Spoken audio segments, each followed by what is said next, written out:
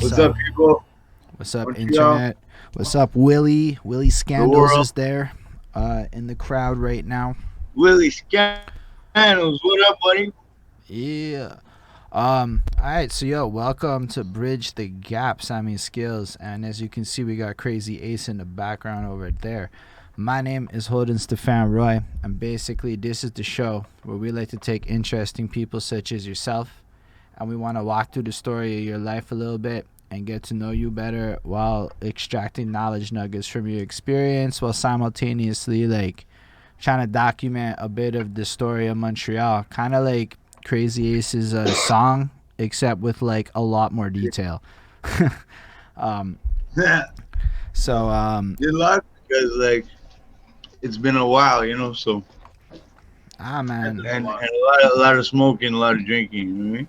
So we'll yeah, get through it though. we'll get through it. I'm So not even worried. what do you want? What are you Don't worry. asking exactly? We're gonna run through it. It's a bit of a opening question. We're gonna do that, and then we're Okay. gonna just kind of walk through your life a little bit. You're born in Montreal, right? Yeah, Lasalle, Awesome. So born and raised. that's all we need to get the story started. The first question, it's a bit long. If you let me get through it, it's gonna all make sense when it lands, and then you'll be able to start talking to us, and we can start going through your story a little bit. So this all No starts problem. with my girlfriend, and she's washing the dishes, right? And she's got her phone open, and she's playing this Black Eyed Peas song, the I got a feeling, ooh, and she's vibing, and she's like dancing, and she's doing her thing, right? And I'm looking at her, and I'm like, when did this song become chores music, right? Like, cause this song, like people put it on now when they're working out, when they're doing dishes, when they're cleaning up. It's become like that kind of a song for a lot of people.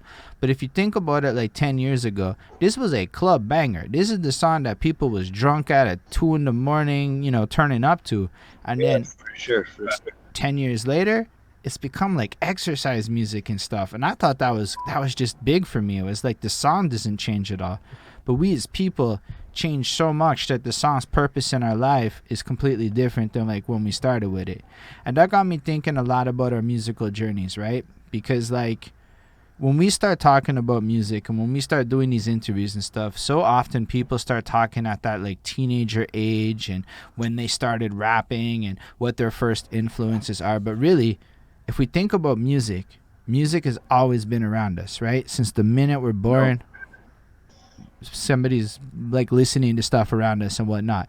So like I can remember being like 4 or 5 years old. My dad's got the gray boxes, the amp, the radios, the tape decks, everything with the wires going to speakers and shit. same here. And like he's busting Led Zeppelins, and at night it's MC Mario's club mixes and shit. My mom's got like discos and like Fuck. fucking musicals and things like that. Like That's bullshit. One of them. so like all I'm say like all that to say, like these were just like a bunch of sounds and things that like they were around. Like when I was young, I heard all this music. I had no control over it, but it was just always there in the radio, the pop songs, all that shit. All this created like a Yeah, but foundation in my life. for sure, it affected you.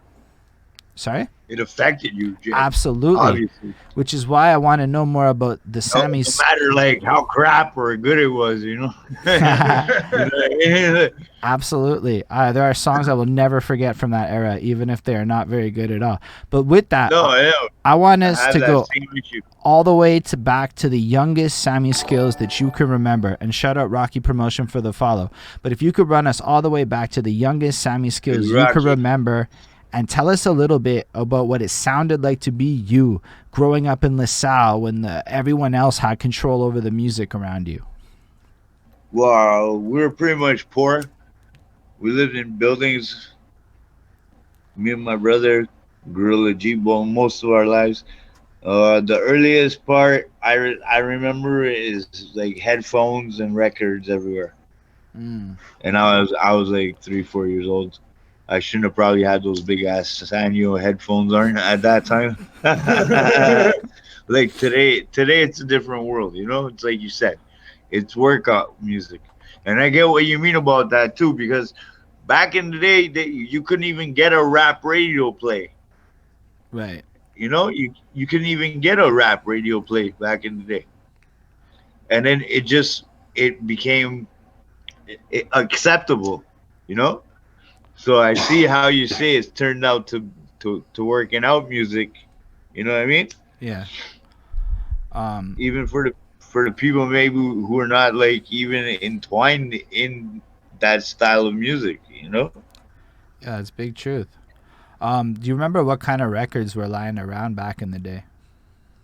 Bowie, Zeppelin, Supertramp, uh, fucking Miles Davis, so much stuff. Yeah, that's like a. Uh, So you're like 4 years yeah, old they, bumping all this Al stuff. Green, Al Green, like a lot of Motown, old Beatles, like old Beatles to the late Beatles till it was done. Like I have a vast like musical. Like I like even now I listen to shit that nobody else would be listening to. You know what I mean? Yeah, it's really cool. That's why we You like. know? That's why we run it back. We want to know like how many people are actually like 4 years old with fat headphones on, fucking playing vinyls. Like that's an experience. That certainly Yeah. wasn't me growing up. Um, But that's like me and my pops. That was like one of my favorite things to chill, listen to music with him. You know what I mean? yeah, I respect that. In my case, it was more like tapes and shit. So it's like even just that, the Yeah. vinyls, the evolution of it. So you're like coming in at a certain point when it's like prior to like hip hop being a cultural phenomenon, and you're like in Montreal, which is already kind of like disconnected from a lot of other things. So like, are you like at Yo, that? for sure. Are you when you're like really young? Are you like interested in pursuing music, or are you just kind of like a fan of it for a while? Oh no, I always. It's like that's. It's always been there. Music has always been there in my life. It's never gonna leave my life. Um, for sure, I used to fucking pretend I was Kiss, like jumping on the fucking bed, Yeah, fucking like pretending like I was fucking had makeup on and everything and all that shit. that's amazing. Which has nothing to do with the makeup on the Caesar album. Just saying, I mean, you know? maybe at like a deep seed But like got planted from Mr. Gene Simmons' efforts from when we were real young. the demons, the demons. Plus, marketing genius. Mm.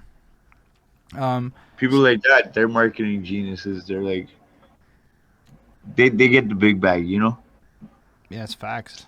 So as you're like growing up and you have all the records and stuff, what kind of stuff does a young Sammy Skills get up to? It might be a weird question for you, but believe it or not, your fans and shit really like hearing your childhood stories of adventures, like jumping around like your Kiss. People love that shit.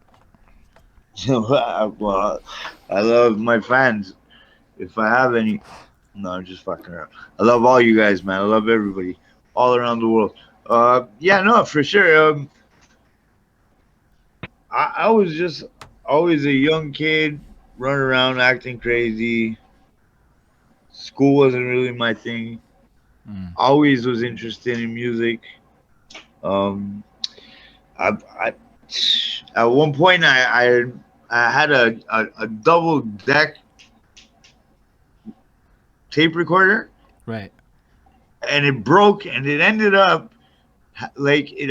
working like a multi-track, like a 4 track. So every time I turned the tape over on one and press play and record, it would play whatever, it would record whatever I was playing Right.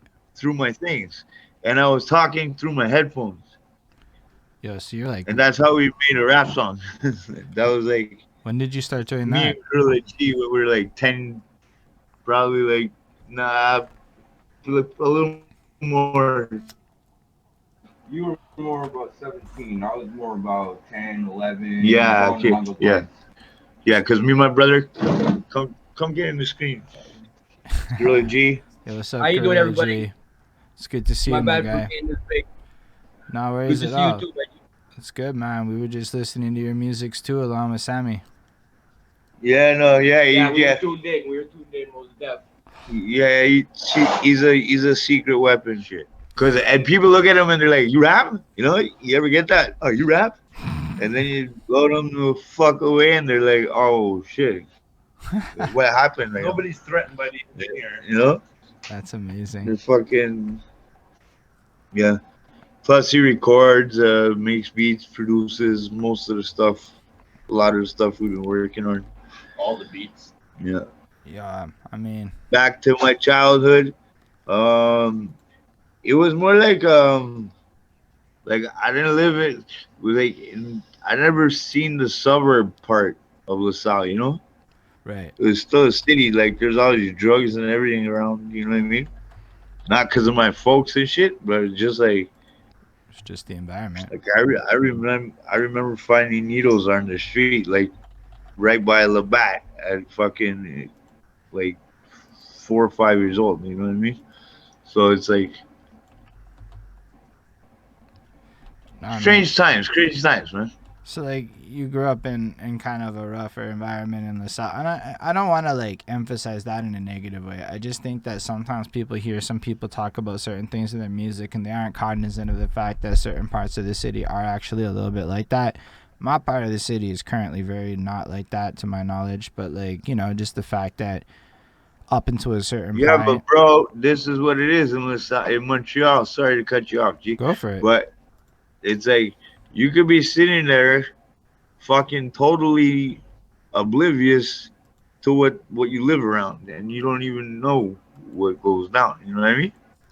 I have come to learn what you mean a lot more as I talk to people through my adventures, and my whole perception of things Especially has especially changed. when I heard you came from Elmhurst, I was like, Yo, I lived on oh, Elmhurst, and then I found and this a. nigga doesn't know it.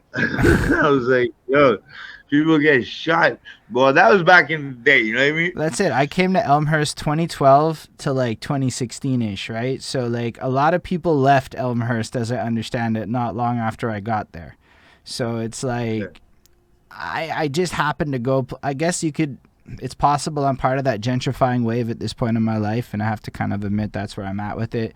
But like, I just managed to go 33 years in a city without really encountering that other side of the life, outside of maybe knowing a few people in hip hop do a couple things.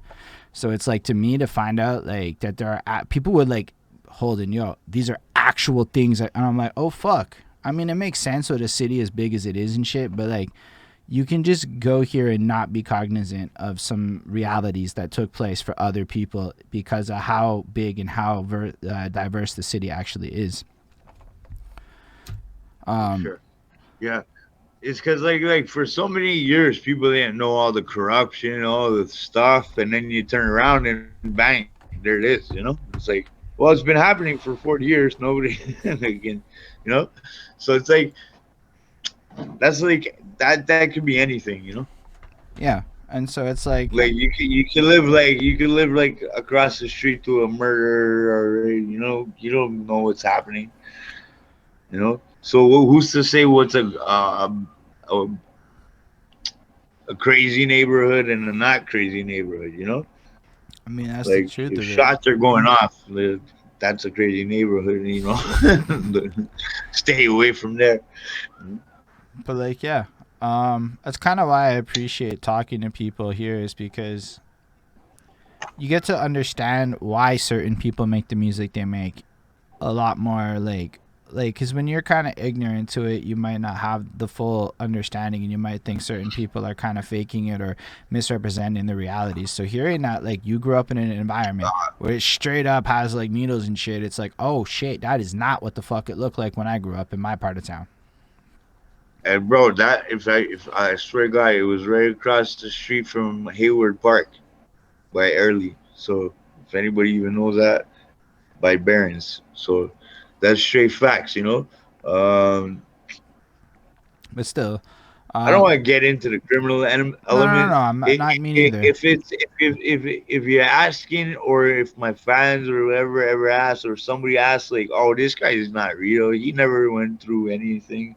Like, if you know what I've been through and like my past occupations and stuff like that, It's you not you it's know not what I even mean? about your It's like, criminal. It's just the idea of you nah, being so it's because like young and being in that environment in and of itself. I don't think people should rap about stuff that they're not prone to. Right. And I mean, I For don't. sure. But what could we do? My mom's didn't have a lot of money. My pops didn't have a lot of money. We weren't rich.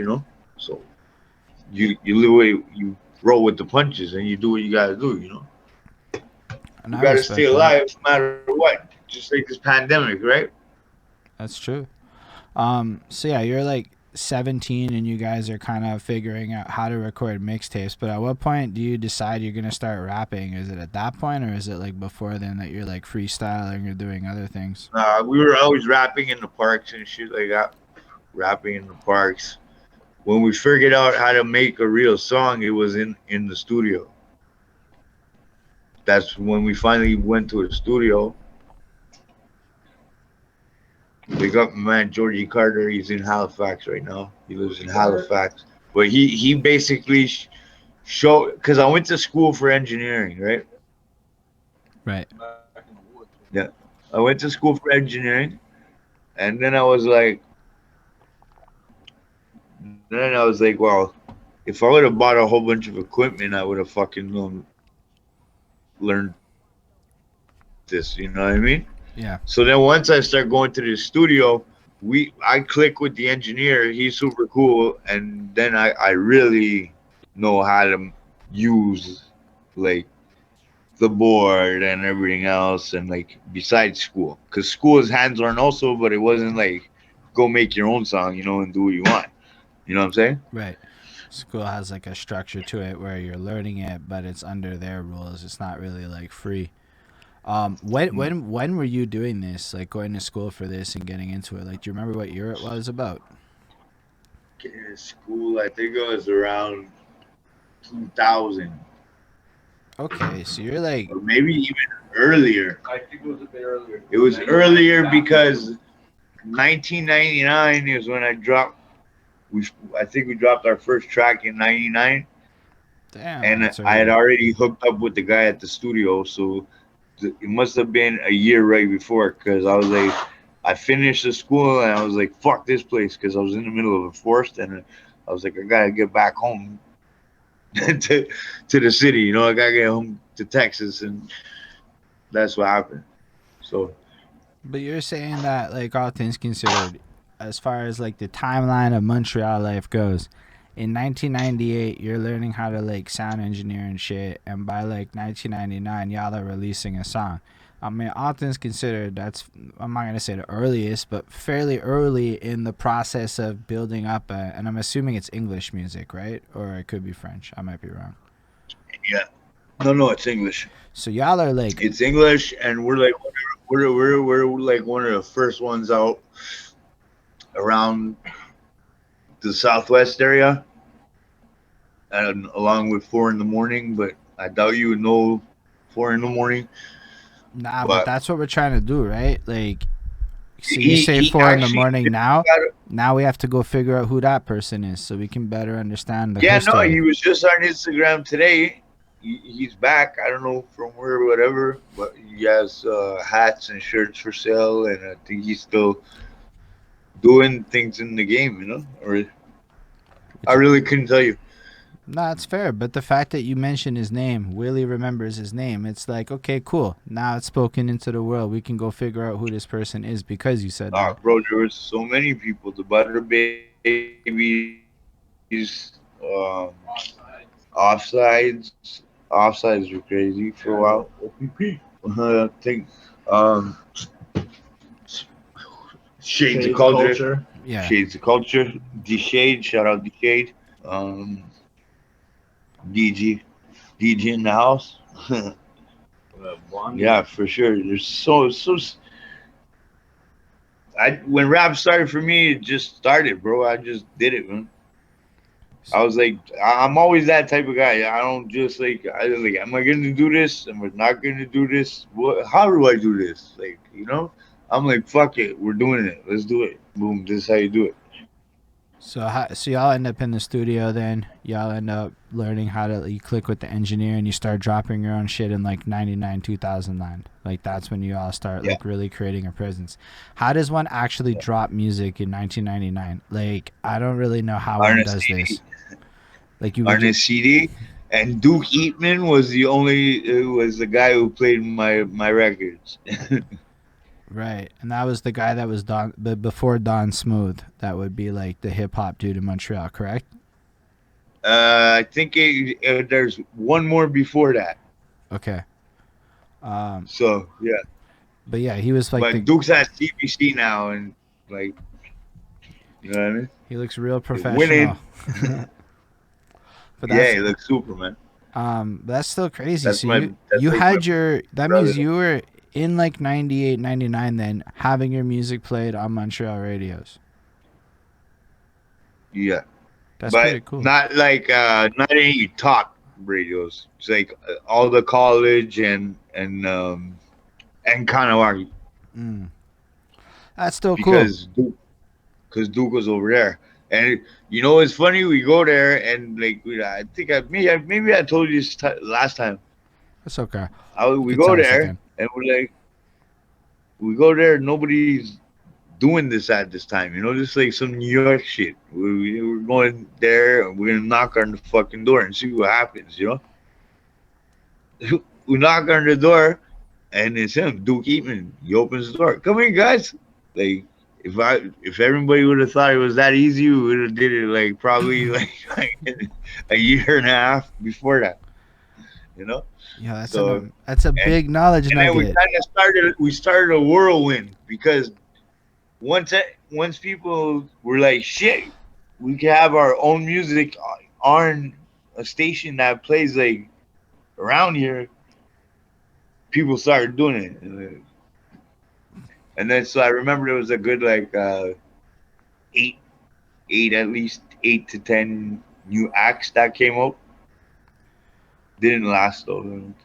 So y'all are saying that you were like one of the first people to realize that you could go to the radio station and just hand the guy the disc and get him to play it. And then you Yeah, unlocked the you know why? floodgate. Because Master P was like my fuck. Sorry, could you repeat that? It cut out for a second. You said Master P. Sorry, I said Master P was like the mentor in my brain. Like you understand what I'm saying? Right. So you saw what was going on And, in other places and brought it back here. yeah, or applied it here. Yeah, that's I fresh. didn't go there. Well, I mean, like the So, concept. but through the music, Yo, because that's we were doing South Beach like 15, 20 years ago, and nobody wanted to hear shit about South Beach. now everybody plays South Beach. but Right? it's like super interesting just the idea, right? Like something I think a lot about now as I talk to people is how a lot of times people don't do shit because they don't know they can do shit. And then it really does take Yeah. that person to think of the shit, and then all of a sudden everybody's doing it in like a positive way. Like it's a good thing that people figured out they could go get their songs played on the radio. So the fact that you made Yeah. that happen is huge. But like, and the fact that you saw Thanks. it from somewhere else, right? You saw a successful strategy working and decided to try it is another big knowledge nugget, right? Because that's like kind of market research. What's working somewhere else? Bro, Let's go and take that shit. imagine this. I recorded. We recorded at the studio, right? But we didn't have no nothing. So I bought. There was this one printer, an Epson, and it could print on top of the CDs. So then I found this store, this factory in Toronto that sold jewel cases and shit and plain CDs. So I bought two spools. I had 200 discs, and I just printed them all. I sat there and I dubbed everyone, and then I sat there while it like I would put it in, burn it, then take it out, start burning this one, and put the picture of the album cover on the CD. And you were doing that all the way back then. Yeah, and I Yeah, have proof. I still have some of them here. yeah, Today. that's incredible. I would love to hear that music. I'm not even gonna lie. That sounds like it would be a fire experience to hear like early Montreal history, busting out like that. Um, that's so cool. And were you guys like performing and shit?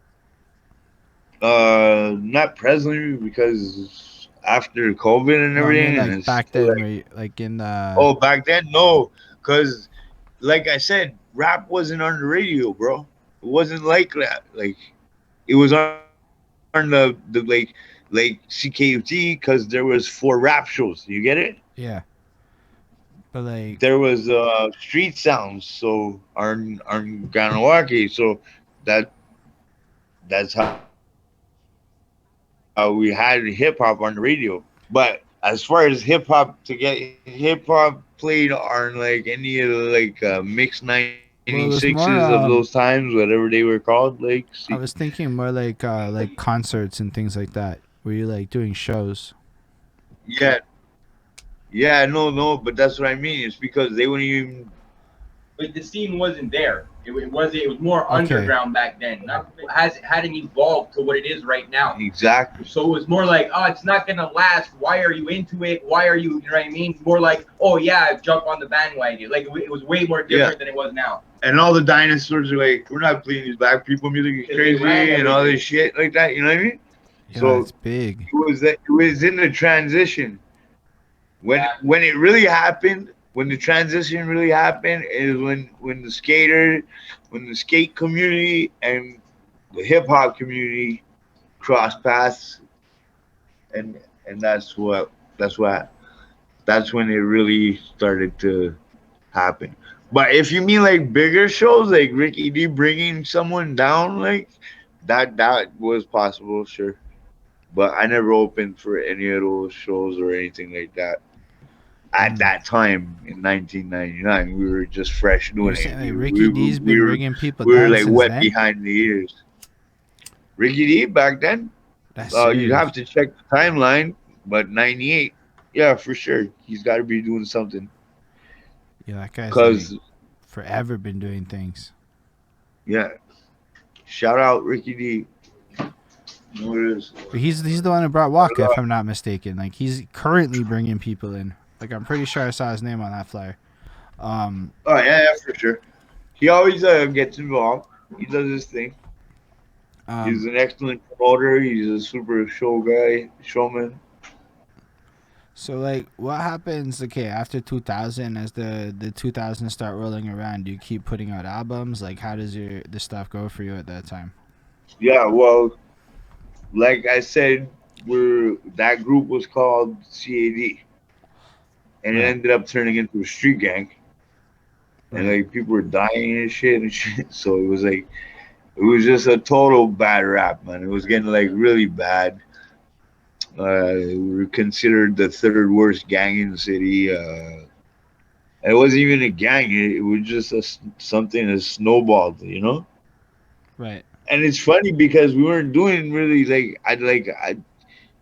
I was one of the first ones to do gangster rap around here, like,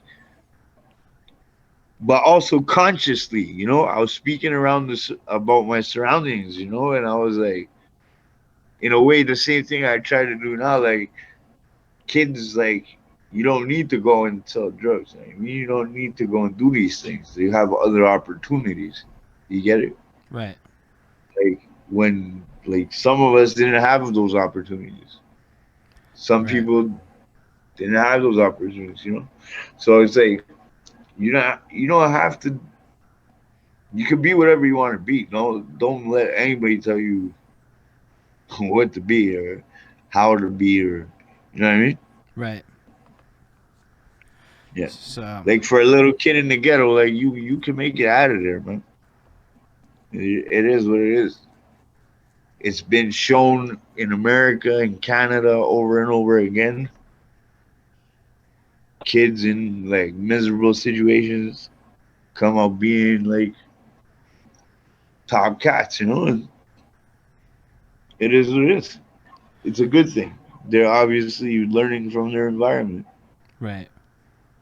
No, I agree. That's a big positive. I like to think that at least these days there's a lot more opportunities, especially with the like how cheap it is technologically to create shit in a lot of different ways, whether it's like art or music or just fucking filming shit on YouTube. Um, but that's serious. So you're going throughout the 2000s. There's a little bit of turmoil, but you're still like creating music, and you're still like part of building out this original part of, I guess, the scene that would end up becoming. Because if you're releasing music, you're like contributing to it. How Yeah, but see, but then the CED thing happens and all that shit, and I was like, "Fuck this! I'm done. mm, I can't do it no more." You know? So I'm like, me and my brother, we separate ourselves from that, Right. and then not separate, but it just got like dismantled basically. So then we didn't do nothing until 2006 Okay. when we did the Great City record. And there's like a something from that era that's on your YouTube channel right now, if I'm not mistaken. It's possible. Yeah. So what inspired that? What made you get back into that to decide to make that project? Cause we always have like equipment here, you know. Right. Cause from being in the studios and going to school and learning and all that shit, we always once we got a bit of cash together, we bought a digital audio workstation, a DAW, put Right. on your computer, and a MIDI keyboard, and there you go. But originally, I had like one of the first ever MIDI boxes that had 8 sounds. My friend gave it to me as a joke, and it had that first like 3 drums. It was so funny. It was funny shit. The MP32, that's what it was. Actually, MP30. The MT32 by Roland, eh? It was a Roland, yes, it Yeah. was. But that's That's when cool. you had to use wires and shit and machines. If I'm not mistaken, You couldn't just download a pack of sounds. Yeah, it's definitely a different era back then. And I think there's a lot of I talk to a lot of people about how they make music, and there's definitely like a lot more precision I find and consideration ahead of time that goes into music when you have to have those physical limitations and all this setup. Like you have to think it through more ahead of time, and it kind of impacts music in a certain way. Whereas the current vibe, you can more or less just walk into the lab and do whatever the fuck you want and come up with something, and it's got like a different element to like the sound and the music that comes out of it. So it's like a trade-off with the technological access that comes with it. But I think it's cool that like you've just had all this gear the whole way through, and you're just able to be like, because you've had the gear, like, okay, we're gonna just make another project. We're just gonna keep doing this whenever you feel like the time comes to do it. And that's another big Yeah, fucking knowledge nugget, is to have your gear ready. yeah. So 2006, we did that. We did. It was like a mixtape. We were just freestyling and rapping all like on hot beats or like any beat that people were liking at the time and shit like that. That that's like 2006, and that's with Tokyo Kid. I don't know if you ever heard of Tokyo Kid. I've heard the name, but I have not met Tokyo Kid. Okay, well, either way, he used to go by Unique when he was younger. He used Right. to live around the corner, and his family grew up with my family style, like type of thing, because he was younger. Right. So we had a microphone, and that's basically one of the first times he's on a project. Yeah, it's big. So Yeah, were you recording lots of there's a people lot as of well? history in this garage. A lot of hip hop history. So this is the same garage that you're in right now, where like you were doing all that shit. Yeah, Okay, that's pretty fucking cool, actually. Um, so y'all were just recording people that whole time? Like you became like a studio for like the neighborhood or something? no, not for a neighborhood. That's Cali, because Cali's like right across the park. Right. And we would do our own shit. Like we would do it to have it because we were sick of going to pay and going to these places and those places. So we're just gonna do it ourselves because we know how to do it. and not to Right. mention our studio shut down. Yeah. After Plus, did that, Max. Right. yeah, and the big studio that we learned at shut down. So we were kind of forced to get a computer and learn how to fuck to use this thing. So So that's that, how that went. and so what happened after And that mixtape came out? so after 2006, we do the Great City mixtape. Wow, it was good, but then people just disbanded, like not disbanded, but like went their own ways. Life happens, and that's it. So then after that, we then I have kids, and I'm not even. I'm a DJ at a strip club, and I'm like, I don't even give a fuck about rapping I mean, you're a DJ at a because strip club. Like, Blast was there. Blast, me and Blicky, is because if you was watching this, would be funny. Either way, Blicky used to bring me some piff, so I was like, when he gave me his mixtape, the first one, the Human Gun, I was like, okay, I don't want to rap. He just said everything I needed to say. Like, if I was gonna say anything, he just said it. You know. mm, that's So, fair. Um, so at that point, I was like, nah, I'll just chill. Plus, like, we were doing so much bad shit at that time. When I was working at the club, it was like, whatever.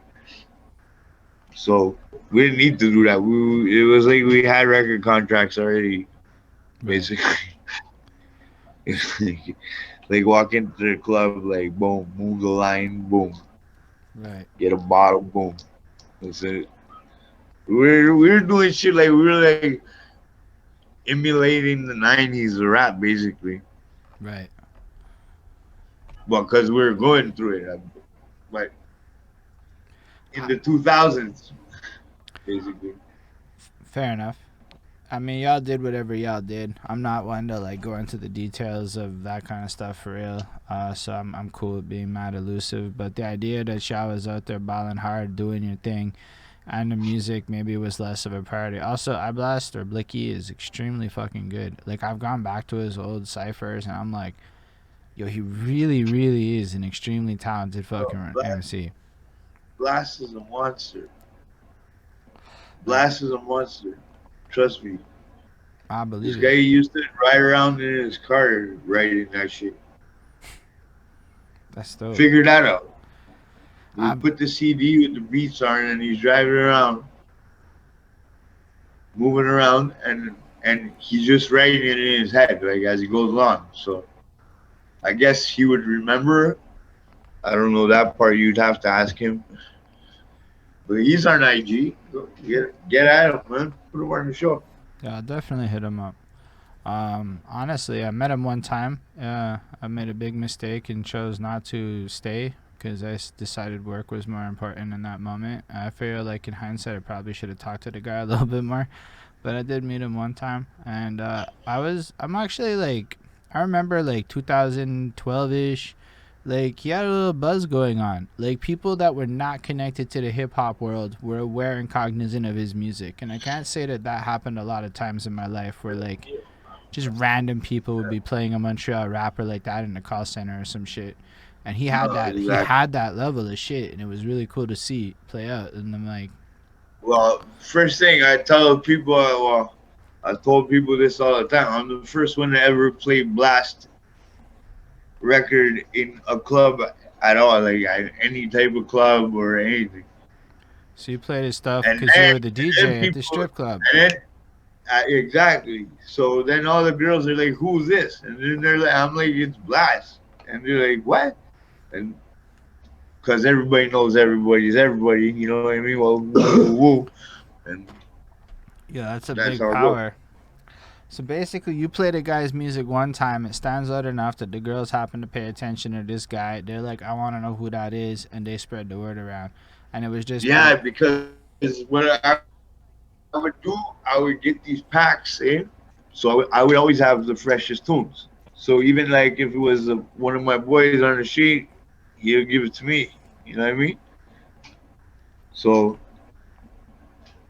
and that's what it was. When I was doing DJ thing, I was always on top of the game. Guys didn't have the songs without the fucking noise in it and all that. I had the fresh song. Like it was a pack that was supposed to go to radio station. You know what I mean? right. No, but that's So dope. so the girls would always be like, "Yo, Sam's got the songs, blah blah blah blah." And then you said you didn't want to get into it and everything, but I talk Kelly because it's all over now, anyways. because like my brother served his debt to society, and I was what's it called? Acquitted. Right. Yeah. Well, So whatever you're either comfortable way, talking about, I'm comfortable with. I don't want to be the guy to go there. You know what I mean? no problem. I got nothing to hide, bro. I'm retired. See these Monster Squad shirts? Yeah. They're coming. They're coming for everybody. Nah, fair enough. Like I said, I'm They're gonna be comfortable sick. with whatever you're comfortable with. I just don't want to be that guy that traps people or forces Oh conversations no, into places like it's all that. public information. We were indicted by a bunch of dirty cops. You say a word. That sounds Yeah, fucking you awful. could go look up the story. You could go look up the story. This fucking cop was getting these a couple of these cops. They were getting blowjobs and shit off of strippers Right. and hookers. And when they wanted their man or their pimp gone around from them, there you go. So who knows how that happened, you know? Right. But I got mixed up in that. Plus, there was a lot of shit going on at that time. Like it was like Irish, Italian, black. Everybody was fighting. It was not a good time in Montreal. Like people were like black. They were really involved in music at that time. At Right. that time, I wasn't really involved in music. Right. Well, The children. prior to what I had done. Plus, yeah, I just had a baby and shit. I was like, I can't be saying bitch and whore and fuck this and fuck that. I have a 2-year-old in my head, like a little baby. You know? So I was having conflicting like, you know, Right. I was having things. So then I left the club too. Started just taking care of my daughters, and that's it, man. And then I put a then brings us back to where my brother goes away. He ends up going away for a year. Tokyo Kid comes back out of nowhere after 15 years, That's Tokyo. and we make a record called the Apple Project. Right. And I made it the Apple Project because it was like a project I never got to finish before my dad died. So the original cover on the CD is you know Apple Studios. You ever see a Beatles record? Right. Right. Right. Yeah, the apple is the green apple is the cover of the record. But when I tried to upload it, Apple wasn't having it, so they made me change the cover. So I put the other cover on, and That's that true, eh? yeah, That's the changes. yeah, I had to change the cover because I was using like basically Abbey Road's Apple. You know what I mean? So they were tripping. So and then we did that, and then I wasn't stopping after that. Tokes took off again. I don't know why. No dissing, no nothing.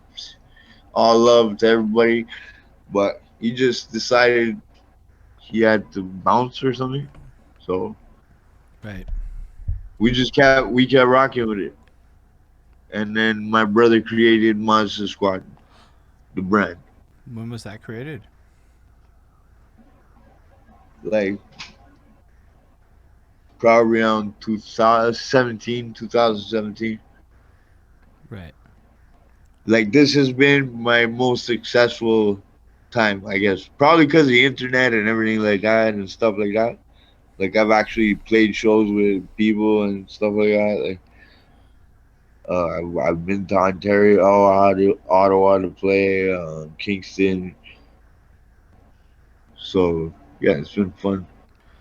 So like basically throughout the 2010s, were you like were you active in the scene? Like, cause I saw you like did this Montreal Legend showcase where, what I saw that was super interesting there is you made all these promo videos for everybody, and Yeah, like that was something I haven't seen a lot of. I haven't seen anybody do a show, personally. I'm not saying it hasn't happened. I make like promo videos like that, like just 5-minute videos of like this is who the fuck you're coming to see and shit. And I was like, yeah. damn, that's like a really cool thing. So like, were you involved in throwing And shows this bro, whole time? trust me, that show was amazing. everybody who came there got exactly what they got out of what they wanted. I still have Cali's performance. It's amazing. I think that's the last time Cali performed actually. That's like, And just getting Cali on the stage is like forget about it. Shout out to Cali. I love is bro. that the case? Is that a real thing? It's hard to get him on a stage. That's good to No, know. no, I don't know if it's hard to get him on the stage if we all picked him up, but no, you know what I mean. No, I mean like to get people to actually come out and perform. Oh, right. You know Yeah, what I mean? yeah. It's a bit of a But like struggle. Uh, no, but it was an amazing show. but what made you Well, decide to make I those think it was promo reels amazing and everything? Like, I just haven't seen a lot of that. Like, how did you come up with that idea? What made you go through with that? How did it come to be? because I was starting to get crazy with the promo on Instagram. So I figured, hey, if people watch little videos on Instagram about me playing a song and showing some buildings and we're rolling through the hood, then they're gonna watch that, you know. So I took all their well, you've seen it, right? You've seen how it's done. It's most of their videos and stuff, Yeah, just and kind of then I like just chopped it all medleyed. together. Yeah, it definitely like did a lot to And that's like. another thing. I got Sony Vegas, and I just learned how to chop. Yeah, it's really smart though. Yo, how did you get into social media? That's super interesting on you. I saw you had all these little videos all over Facebook. I didn't see them on Instagram, but that's because I didn't scroll that far. But I did get a little glimpse of what you're talking about. How did you get the idea to do this? Like, that's fucking cool too. All right, I've always been like, good at marketing, like type of thing. That's what I do. I used to pass flyers and shit too for like Orchid. You wouldn't even probably know that club. It's an old hip hop club that was right on Saint Laurent, Prince Arthur. I've definitely heard of Uh, it, but like I don't know yeah. it. Shout out J Tall. So Um, what kind of promo? Like, okay, so you did club promo back in the day. What's that grind like? it was cold in the winter. Nah, but you know, it's just hustling and hustling. I didn't have kids then, so it was like I would just be out there, go in, get my bottle, get my pay if you gotta pay. you know, 'cause if you don't get people in the club, you're not getting no pay. So, So but basic. yeah, that was a short-lived thing. After that, I did that for about like maybe one winter and one summer, and then I was just like fucking partying in the clubs and stuff like that. Yeah. So then after Apple Project, we started Monstur Squad, and we've been. So this is what happens because you asked me about the show. The Montreal Legends show happens when I'm just getting back into the game in 2017 because I don't put out anything for myself for a whole year. I just do shows for everybody. People don't even know me, remember me, can't rap unless they're like old enough to know me. You know what Right. I mean? So I just always got along with younger people too, I guess. So either way, the first song I ended up getting was the Madchild feature. How do But you I get? dropped Caesar first because Caesar was recorded first and I wanted to do a video and drop a video first, not just have a song with Madchild, you know what I mean? How do you? So Okay. I put the Madchild song on the back burner. How does one get a feature with Madchild? How do you link up with Battle Axe and all them? You don't even want to know. Bro, so first I'm at the show at the Belmont. I hook up with him. This is on his comeback, right? You know Madchild's comeback, right? I get the general sense of his story. To he's trying to clean up his Yeah, image and all that exactly. shit. Exactly. Yeah, exactly. Yeah. So that's when he was just doing good and shit. and I said, "Yo, we need to get together." First of all, we were talking, and then we were like, "Let's all right. I'm gonna be here again in about 8 months." And I was like, "Okay, cool, no problem." So then, but in between there, he gets a show in Kingston. So I call up the promoter and I'm like, "Look, man, I'm gonna give you $200 and we're gonna come play." And that's when you got me. And I brought Okay. what was the OTR crew. I brought a couple with them. Some didn't show up. Some Right. came with me. You So rocked the house. they got that for we got that for like $200. So I don't when I hear people like say, "Oh well, I can't do this because I can't do that," man. There is no can't. Yeah, but like say a word, it's like you could pay the Montreal price, so you can go find out what the Kingston price is, and then just hop over to Kingston, which is what 3 hours away, I That's what think. I'm saying. That's what I'm saying, That's bro. big Over time here, knowledge over nugget. here, over here, I gotta get it. Over here, I gotta pay $1,000. Actually, that's a Plays for huge what? fucking tip, yo. Fucking 30 people, bro. Give me a break. Yeah, You know what I mean? because And yo, I'm not disrespecting anybody, but if a nah, I show ain't mean, on a Friday night and I'm not getting paid, don't call me. I You get mean, it? Switch the game up. Fuck that. I totally. Like, obviously, the promoter is eating. The artists need to eat too, especially when we're the ones doing the footwork, selling the tickets. That's how I feel about it. I've been on both sides of the of the fence, and if everybody just look, how come the artist gets paid, right? Everybody gets paid, but who's really bringing the show? Yeah, um, I understand what you're saying. I stopped performing because I couldn't sell tickets and I couldn't make money off of it, and I'm like, Well, that's what I'm saying. but You see what that's I'm saying? I So work you in know like what an we do? office and shit. I'm We like, I we don't have that just kind of buy life. the tickets and give them out. Fuck. We And buy the even then, tickets and man, I was working in an office, right? So like, imagine that your whole like, yo, all the people I know are just in that place for the most part. I barely have a social life outside of that because I'm working all the fucking time. So it's like I'm trying to convince the same 40, 50 people that don't really give a shit to come to the show that would start at like late on yeah, a exactly. Thursday and shit. And I'm not, no disrespect, I was unable to sell these tickets. I know other people could sell these tickets. I'm not saying that it was impossible. So I'm like, nah, I don't know that I could do it. So it really was like I would, if I wanted to perform, I would just spend $50 to buy these tickets. I couldn't flip them, and then I'm like, I'm gonna go on YouTube. I think I can do better on YouTube. And then it worked out real well for me like that. But I totally appreciate what you're saying. I don't know what the solution is because listen, I know all about how the bars fuck the promoters on some time slot shit, and I heard all kinds of everybody being able to tell me a different person that caused the problem here or there about this. So I'm not 1,000% sure what the solution is. But I think that if all the No, you artists were know what it somehow is? able Because to get paid, people, the promoters, right? Look, the promoters we're getting we're getting sick of kids going like this. Yeah, yeah, yeah. We'll have your money. We'll have your money, and then they come back and go, "Oh, we couldn't sell any tickets." Is that fair to him?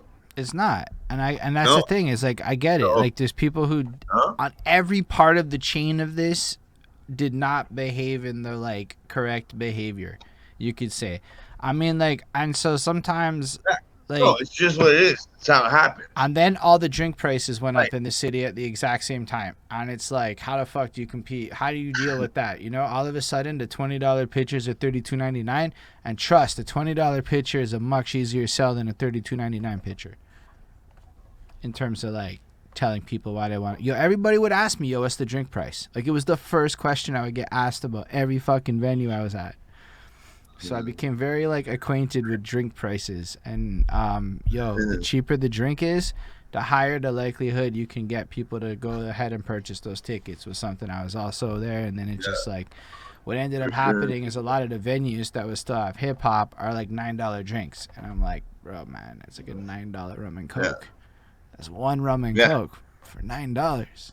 Shh, I mean, I hear you, I get it, but like that's a hard thing. You got to tip, obviously. Yeah, and all the rules. And even if you don't, I don't drink alcohol like that at these shits. So even if you buy a regular Coke, I remember paying $6 for a regular ass Coke, and I'm like, fuck me, hey, here's the $2 tip, but shit, $6 for a Coke. I know. Yeah. Or when they get you for like $5 for a water, like I just bought a case for like $2. Yeah. That's when you play the. But it is what it is, man. You're going out summer or whatever. You gotta have fun too, right? No, I hear you entirely. I just look at it. My ability to sell tickets is linked to these variables. That's just the facts of my life. I'm in my 30s. I'm not good at selling shit. So, like, it's got to be an easy sell if I'm selling tickets. Yeah, for sure. But it's never an easy sell to sell tickets. Yeah, that's fair. It's only when you reach a certain status. I don't know, man. I could tell you this one thing. When I said $20, and plus, and another thing, look, if the club is selling them on the internet for $3 cheaper, where are people buying them?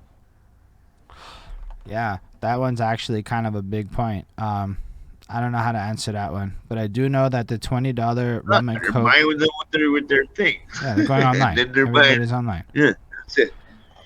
It's like.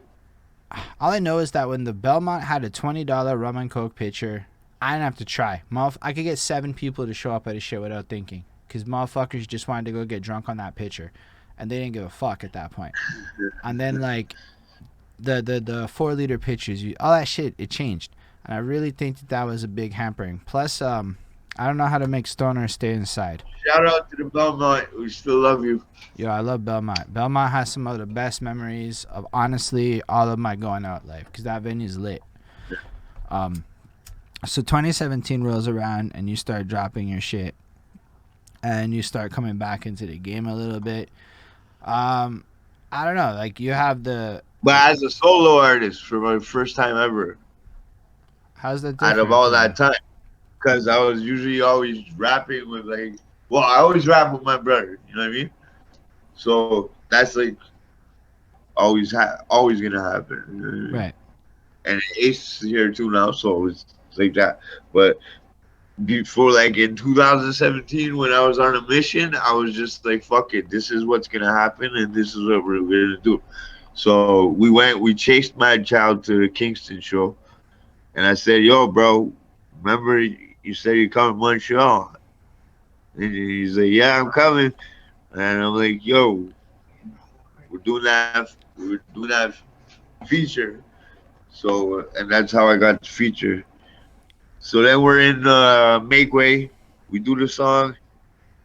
Dude's like, bro, but you paid for a 16. It ended up only being 8 bars. So I got 2 songs.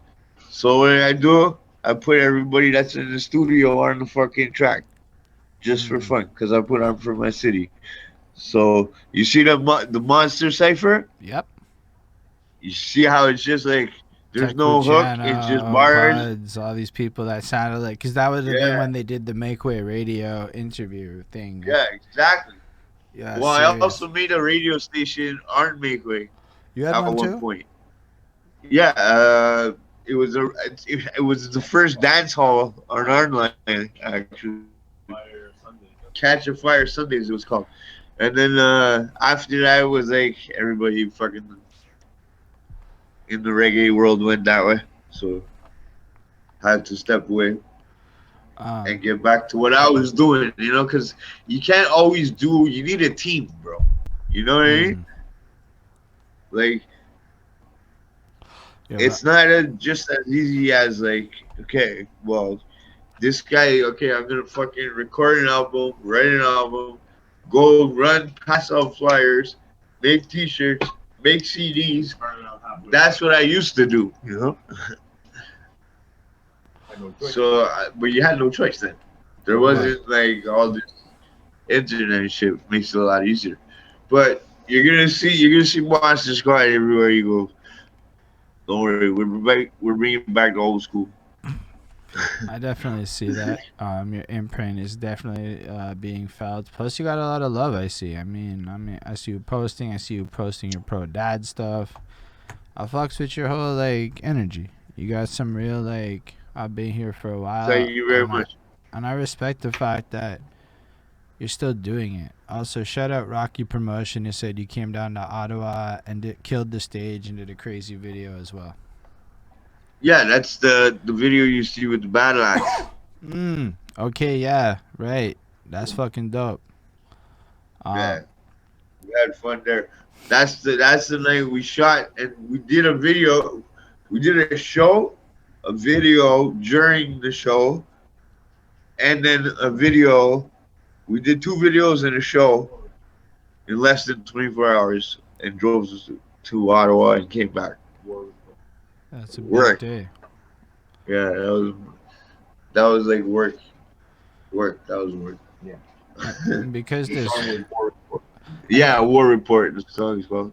Yeah, it's a fucking good song. I really like the idea though that y'all went down, like even just you and your brother. Let's say, I don't know if there were other people, but y'all went down, and because there's more than one of you, you're able to just do more. So you can just be like, yo, let's stop the car and go shoot some shit. And then you're all able to come home after and edit it up and do what you got to do and figure it out. And that's a really big, it's a big point about having a team and being able to work with people to achieve more. Bro, I'm telling you, I learned this straight from people like Ricky D. Like, you need a team. You need a team. Like, you need a team. You need somebody on the phone calling right now to see who's gonna be on your show next. You know what I mean? Right. Like, if you're at that level, you know what I'm saying, or if you're trying to go to that level, you know what I'm saying? Right. Well, because you are at a pretty big level right now, I find. I mean, I'm grateful enough that part's been relatively easy. But yes, I would like to get to a point. Well, for other things, I am at a point where I need people to call and do things. There are other things in my life where I don't have the time for it no more. That's what I'm saying. You see what I mean? And plus, you can't do everything all by yourself. Impossible. Any artist who thinks that you're going to be able to do that, it's not going to happen. Yeah, Willie's got a really good point. Bookings are easy because cats are... I booked 5 people or something like that just because I made one Facebook post in the right group and people just hit me up. And then, so it's been like easy. But then there's other shit, right? For sure. Because like, I don't want this to But be you know what? It's also life, it could be the plague too there. No, I think like there's a momentum, right? Like locked in forever. Once you talk to like a couple of people, other people see it, they get a sense of it. Not everybody's like jumping for it, but like, so I talked to a Duke Squad. Because I talked to a Duke Squad, pretty much all of Duke Squad's people now want to do the interview, right? So it's more like that kind of shit has been happening. Like I talked to one guy, and then he tells his boys, and all of a sudden it's like all of them. And so it's been really like fucking cool how it's played out like that. Like I'm not really like... Well, that's basically networking, bro. You're doing promo, same shit, you know? I like the organics. You know what? You're indirectly doing it. Well, I'm not really into because the dude does the interview, right? And then his homies are like, "Oh shit, I want to do that too." Yeah. You know? Which is kind of why I have a lot of my content be other people comment. Plus, I learned one thing is people fuck with you a lot more if you don't talk about yourself all the time and you make a big effort to talk about other people. So this way, it's like at least half my content is me talking to other people about their lives. It's like, okay, I can go do some shit that's selfish here and there, and people are a little more. I hate when people are just sitting there and there's only one person talking the whole time, and the other guy doesn't. That's not a conversation. That's like a or an interview. That's like a one-sided. You know? Yeah, I agree with that. I don't know. I had to learn that lesson the hard way back in my album review days. You edit yourself, and you have to listen to yourself talk. You can't argue with yourself on the screen. You're either saying the shit or you're not saying the shit. And when you're hearing yourself say what other people have been saying, You're like, oh shit, I gotta adapt my behavior a little bit. I don't want to watch myself sound like this. And I found editing myself on video was a good way to learn how to share Why were conversations you more. like all like fuck everybody? My album's the best. Not like that. I would do album reviews of like other people's shit, but let's say I didn't like what you had to say, I would just dominate you, talk over you. It was like, blah, oh, you're wrong. I was just like really annoying to some people. Other people liked it. I don't know. I got more views That was back your then. Howard Stern days. Yeah. Your Howard Stern days. And then my girlfriend's like, I don't think this is the funnest. It's not that it was. I honestly think people liked the content more when it looked like we was all ready to kill each other. But like the reality is, it was shittier to make it. And then doing these interviews, it's all Yeah, love. okay. And now that it's all love and people fuck with it, I'm like, yo, the energy on this is just like, just way better. You know, like it's way more fun. For sure, you gotta enjoy what you're doing in the first place, or else you're not gonna get the result that you want at the end of the day. Facts. You get what I mean? Because like you could say, I want to do this, you know. But basically, like for with the radio show, it was more like the dude. He kind of felt like no, and I was like, no, do it. You get it? So I went with him just to start it all up, and then I knew he was good. He does fucking work everything, you know. I just crept off and went back to doing what I had to do, you know. Yeah, it's big respect, still. I mean, I think it's cool how much that you've done. Like, just Man, I've helped so many people, and you know what's the fucked up part? People don't help you back, bro. They don't try to help you back. We're trying A to couple change that. people do. A couple people do, but it's far and few, you know. But that's not why I do this, because see, that's why they're not me. You get it? Yeah, that hits heavy. Like, here's the thing. I do think that slowly but surely there is a different attitude that's bubbling, and I think a lot of it has to do with COVID and the fact that motherfuckers sat at home by themselves for a year, and you kind of Yeah, for sure. now it's For like, sure. well, I want to talk to people in way. Yo, fuck, I've been bored. We have self reflections and shit. Exactly. So But then nobody, at the same time, you get a piece of spit on your cheek, and you're like, okay, put your mask back on, fuck face. You know what I mean? yeah, but we're gonna get past all that, and then I think Yeah.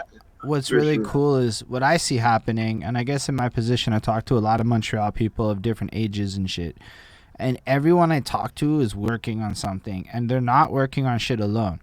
It doesn't seem like anybody's really trying to be the solo person no more. Everybody's got teams, everybody's got squads, everybody's looking to group up and make, and I'm like, yo, this is fucking great. And once those groups learn how to talk to each other, we got a fucking scene that's going to be making bank off of other cities, and that's my dream. You know what it is? It's because nobody wants to write 16s anymore.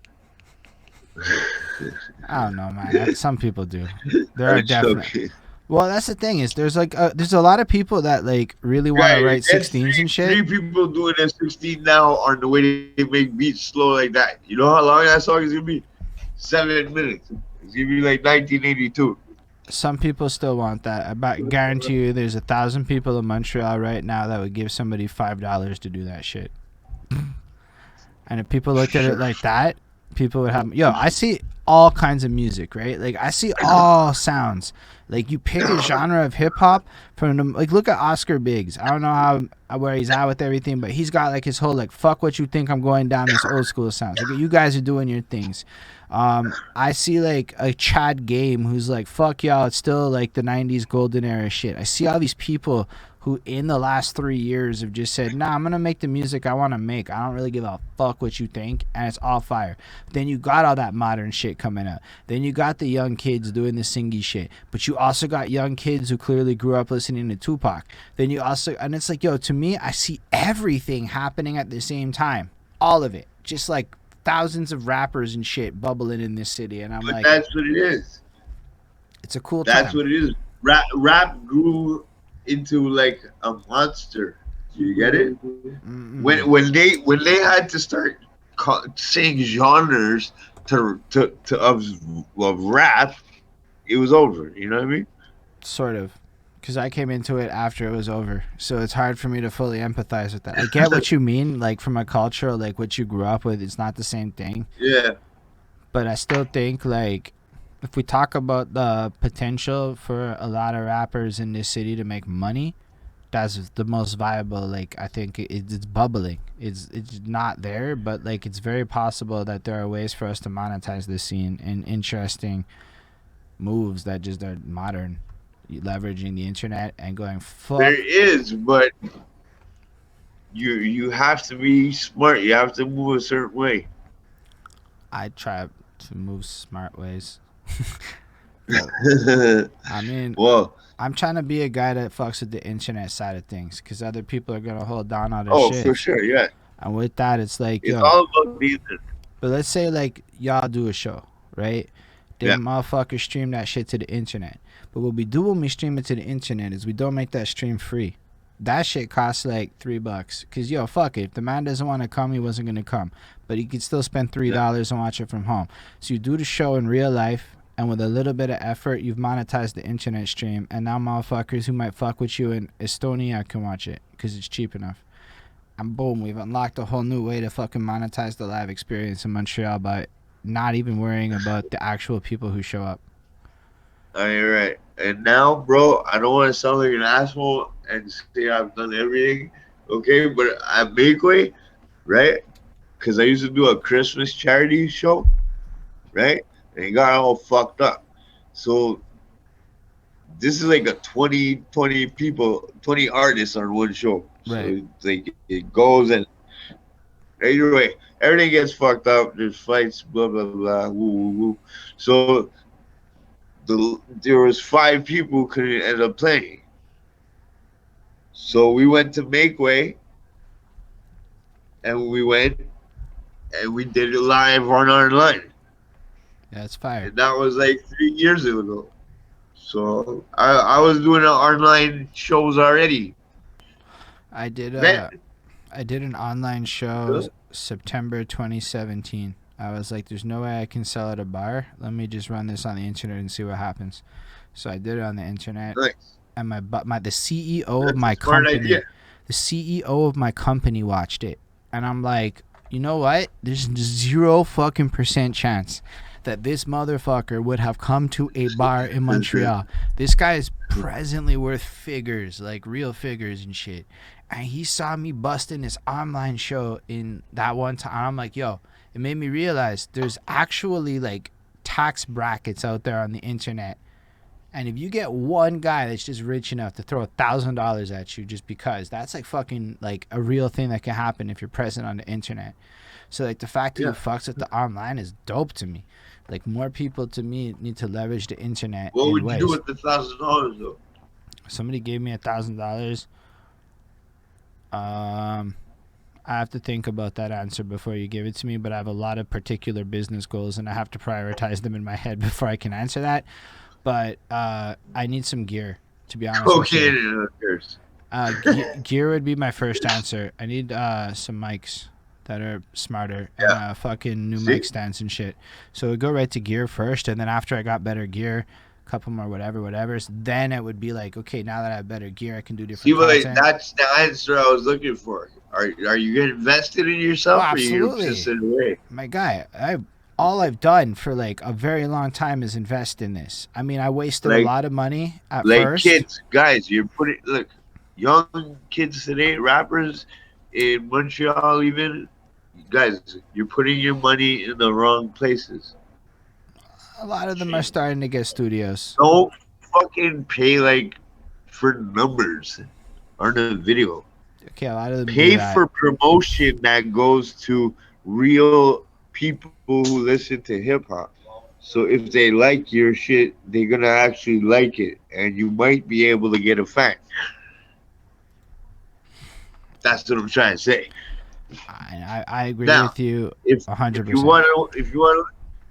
want to look like you sell like 800 million records every day, but you don't, go buy all ahead, like go do what you want to do. Go play a Halloween.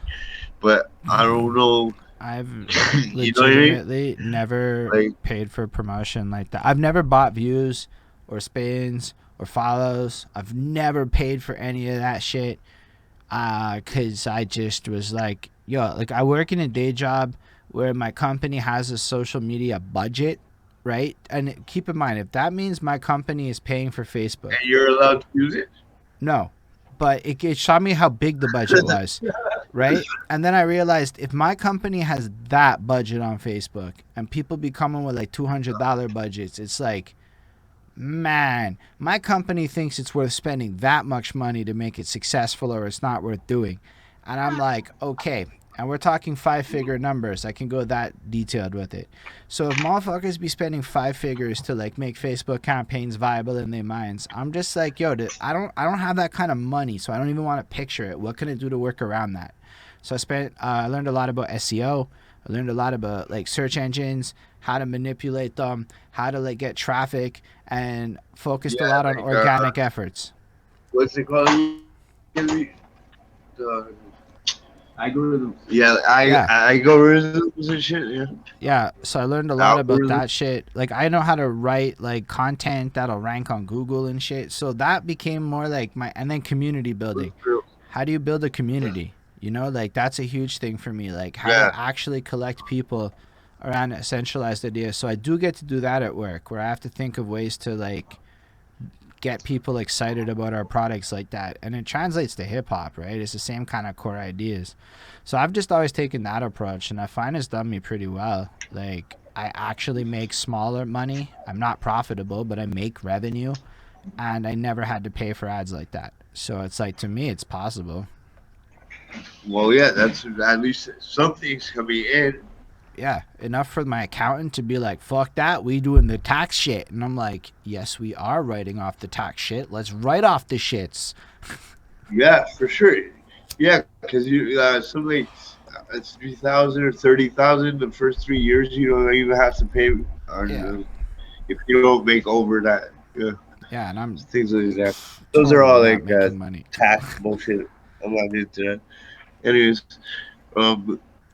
yeah, Ceasar though is gonna be a crazy record. When does that come? I mean, I seen you talking about It's Ceasar coming soon, bro. Coming soon is a good answer, but I'm excited for it. That's what I do, bro. Just Never locked on a date because, like, I could be there and then come up with another song and then I gotta jump back into the studio, you know? Right. Like I just recently lost a song. Like you took one off the album, or you just lost the file. Yeah, basically. Fair enough. So No, I lost the song because Broski comes over, starts writing like the song that's supposed to be on my record, right? Does his little part, and then runs off and like it's his record. But my brother made the beat, and that was for my record. Right. So that kind of fucked me up a bit. I was like, because I considered that guy like my brother, like almost, you know. Yeah, that's unfortunate. So I was kind of hurt about that. Plus, like my mom just died last year too, so that's what's been the major holdup of the whole record, really, because it took me a long time just to even try to fucking write anything, bro. I was like, you know. Nah, I mean, like, because I'm a single dad of 2 daughters, right? So right. And I lose my mom. My dad's gone already. So I'm just like, here, trying to make it. You know what I mean? We all got to struggle and do what we got to do. But the Ceasar album is going to hit because I always do what I'm going to, like, what I say I'm going to do. You're going to see it everywhere. You're going to see your t-shirts everywhere. It is what it is. Nothing can stop it. I believe that. Do you have any new singles lined up or anything coming in the near future?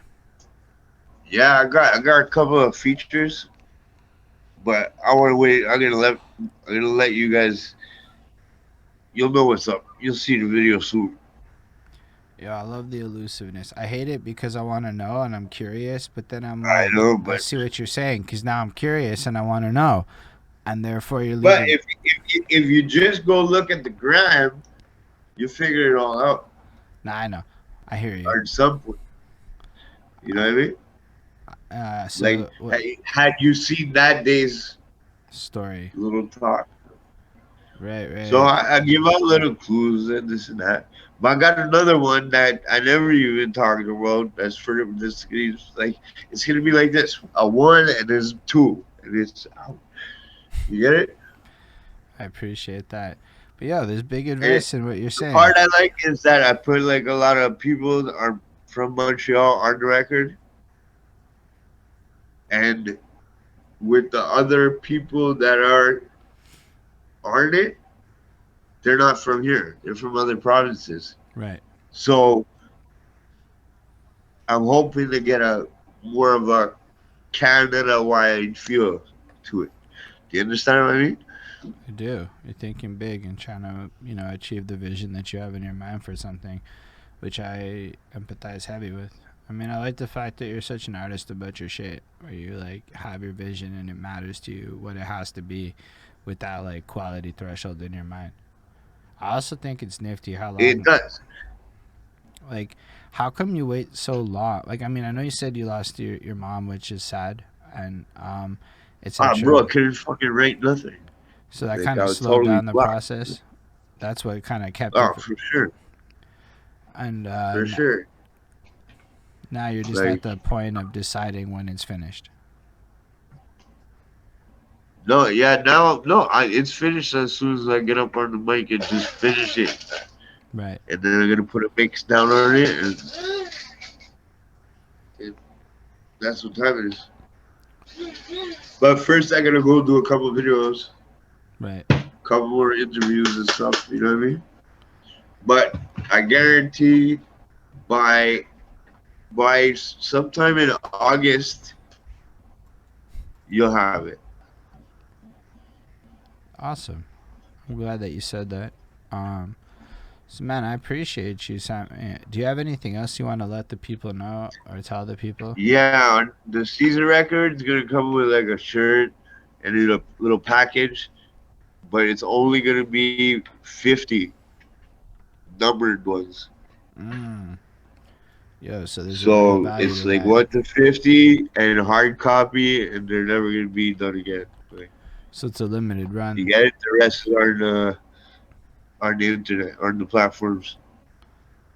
Yeah, so you got to make We sure to got go Gorilla cop G that. coming out too. It's gonna be crazy. Gorilla G is gonna be on all platforms. It's called Guerrilla Warfare. It's just a short EP of 4 songs. Right. But bro, it's like when you're like bam bam bam bam bam. Yes. That's coming in about a month.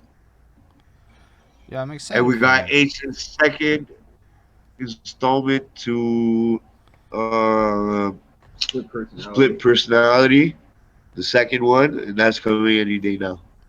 Yeah, that's also dope. I like the fact that there's a bunch of you. You're coming, you're slapping up multiple projects, you're building up the hype as a collective, and it's a fucking cool vibe.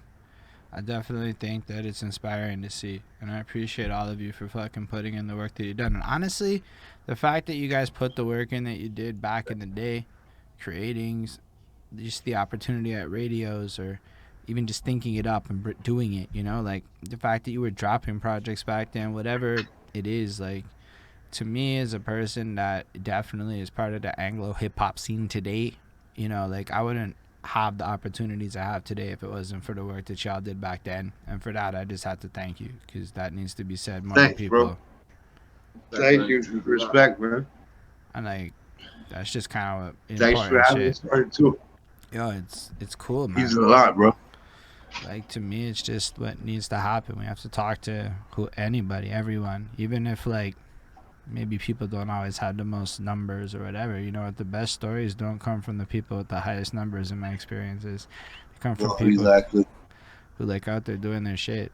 And yo, the fact that so much of your career is you put on for other people is fucking cool. And shout out Golden Jenny, who's been watching from Norway. So that's like actually around the world type shit. So that's fucking cool. You know, What's up, Norway? thank you all of Sammy you. Skills. Go check out the YouTube. Yeah, Go check me out. Follow me on Instagram. Sammy Skills Farm at Sammy Skills Farm 4. And our YouTube is Sammy Real and not YouTube. On Facebook it's Sammy Real because they won't let me put Sammy Skills because they stole my shit. mm. But yeah, I Fucking appreciate you still being here, man. I appreciate all of you watching, and all of you watching in the future. All of the links will be in the below, so you can go do the lazy thing and click. Thank you. Make sure to like, follow, anybody subscribe, wants to call features? You need any help? You need have a question? Just hit me up, man. and That's simple. just a special thanks to the patrons: Ismail Gadamsi, Chris Potter, Jonathan Barnes, CJ Black, Hurricane, Linda Williams, Scribble. Does support what we do. Patreon.com/behind that suit if you're interested in that. And on that note, Patreon. My boy's doing big things here. Yeah, man. Patreon's it's honestly, no matter who the fuck you is in the city right now, open a Patreon if you're a rapper and put a $1 that says I'm not giving you anything but you fucks with me. Then put a $5 that says the same thing, and you'll get some people. Just like that, because you'd be surprised how many That's people crazy. might actually fuck with you, and we just don't do the things that are available. You don't have to. You don't have to do anything. Just Meyer Clarity got $88 in pledges on his first day. $88. Wow. I was jealous as fuck, not in like a bad way, but I'm like, I never got no 88 fucking dollars. I'm just like I'm saying, like you don't know. Maybe you open a Patreon, you drop it. I'm all, Crazy Ace Patreon. All these people do it. Then we normalize Patreon, and everybody else is not on board, and we all get more money because people are just used to it. Anyway, that's a whole other topic. Thank y'all for watching, everyone. Yeah, we can go on forever about that. Trust me. But live long and prosper, everyone. It was fucking great sure, to have bro. y'all being here. I'm just Have an excellent night. you too, Thank man. you, everybody. Caesar's coming, baby.